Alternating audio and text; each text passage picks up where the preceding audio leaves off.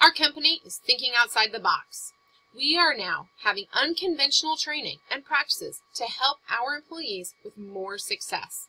Let's pack up that boardroom versus boardroom problem. We are going to learn about our employees' ways of learning. This is going to help us to utilize them for their most productive selves. We will establish training programs to build schemas. We will take what we've already taught our employees, and each training program will enhance that knowledge that they already have. It is going to be essential and vital and also required to use multiple intelligence training and practice. Multiple intelligences will be required. At least 2 need to be initiated with every training that a manager does. They will do this to show our employees that we recognize that they learn differently. This is not going to be a training that's going to happen overnight and then just boost our employees' success rate.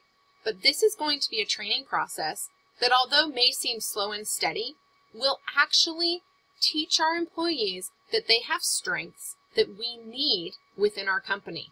They will then turn those strengths into gains for the business. This is going to be one of the integral parts of our new training programs. Things we value most: time and money. Reinforcement for work production and training participation may not seem like it's thinking out of the box, but we are going to add a little bit more to this, just to spice things up a bit.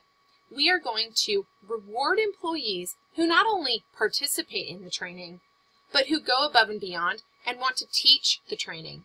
Managers don't always have to do the teaching, as there will be times when we need to teach about learning.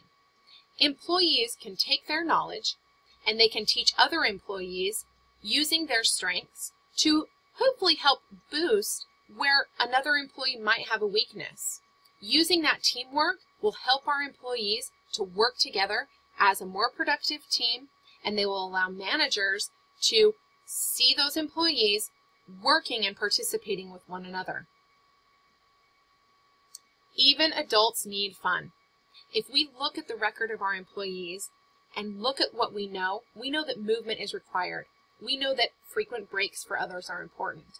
We know that some of our employees are under an immense amount of stress, and we need a place to de-stress. This may seem unconventional for a workplace, but it can happen. We need managers who will have employee appreciation that goes beyond the company door. This may not seem like constructed training, but managers who recognize employees' birthdays, anniversaries, achievements outside the company will actually show their employees that they care. And this will increase emotional intelligence in our employees. If we have employees that lack self-confidence, self-efficiency, and other aspects of emotional intelligence, this will boost it, as well as classical conditioning through praise. Do our employees get enough praise? The law of association says praise should be frequency, intensity, and contiguity. Classical conditioning through praise and recognition will allow this to happen.